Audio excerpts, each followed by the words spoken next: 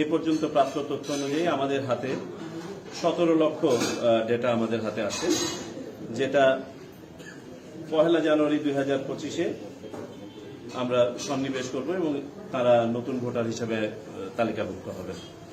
তবে আমাদের পূর্ব অভিজ্ঞতা থেকে দেখা গেছে যে এই ডাটাটা সবসময় পূর্ণাঙ্গ হয় না, কারণ অনেকেই অফিসে এসে তারা নিবন্ধন কাজটা সম্পন্ন করেন না। এবং আমরা একটা স্ট্যাটিস্টিক্যাল ফোরকাস্টে দেখতে পাই যে আনুমানিক 45 লক্ষ হতে পারত এই সংখ্যাটা।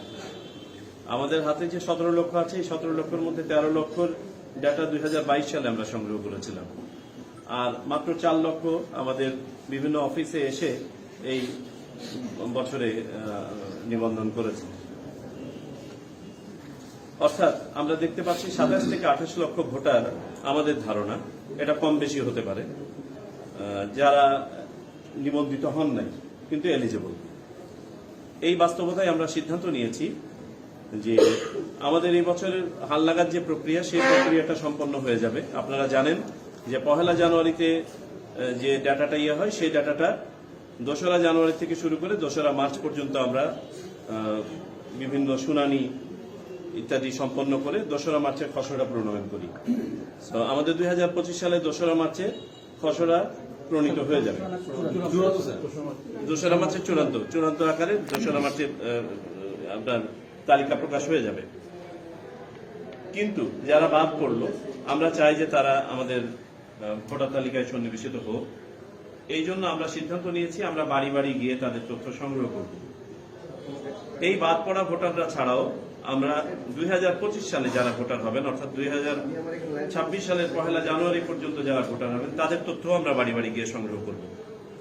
এতে করে আমাদের যে অ্যাডভান্টেজটা আমরা পাবো বলে মনে করছি, যে আমাদের ভোটার তালিকাটাকে আমরা একটু চেক করে নিতে পারবো। আপনারা জানেন যারা মারা যান তাদেরকে একটা ফর্মের মধ্যে না হওয়া পর্যন্ত, এন্ডোর্স না হওয়া পর্যন্ত তাদেরকে বাদ দেওয়া যায় না। তো আমরা যখন বাড়ি বাড়ি যাব, তখন আমাদের মৃত যে ইয়েরা ছিলেন পুরনো ভোটার, তাদেরকে বাদ দেওয়াটা সহজ হবে। কোথাও কোনো ডুপ্লিকেশন থাকলে বা অপরাপর কোনো ধরনের ডিসক্রিপেন্সি থাকলে সেগুলো আমরা হয়তো কাটিয়ে উঠতে পারবো। একটা নির্বাচন সামনে আসবে, আমাদের চেষ্টা থাকবে সবসময় যে তফসিল ঘোষণার আগ পর্যন্ত একটা আপনার সম্যক সময় পর্যন্ত যেন, যদি বিশেষ কোনো অর্ডিন্যান্স জারি করে হোক, সবাইকে যেন আমরা যারা ভোট দেওয়ার যোগ্য তাদের সবাইকে যেন তালিকাভুক্ত করতে পারি। 2রা মার্চের পরেই আমরা শুরু করতে পারবো।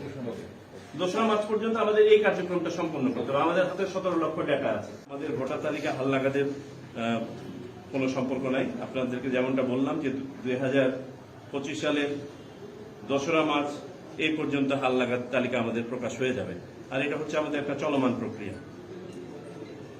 আমাদের উদ্দেশ্য হচ্ছে একটা শুদ্ধ এবং পূর্ণাঙ্গ তালিকা, যেখানে সঠিকতা যেন 100% আমরা নিশ্চিত করতে পারি।